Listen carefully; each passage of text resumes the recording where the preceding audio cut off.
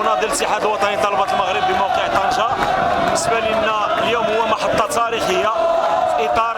مسار ديال توحيد نضال الحركة الطلابية وتجدير كفاحها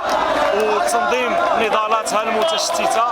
حنا بالنسبة لنا هذا اليوم هو يوم تاريخي على اعتبار أن الساحة الطلابية والحركة الطلابية في حاجة إلى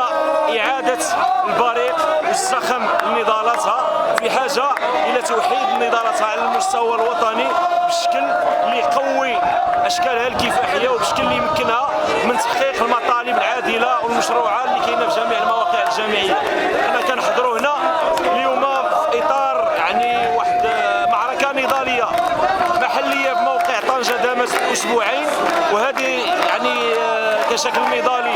هو تتويج هذه المعركة النضالية على الرغم أنها مازال مستمرة. هو محطة جزء منها عبأنا المناضلين والمناضلات الطلبة والطالبات من أجل المشاركة الوازنة، لأن بالنسبة لنا هذا الخيار ديال توحيد الحركة الطلابية والدفع يعني في إطار تنظيم النضالات ديالها في أفق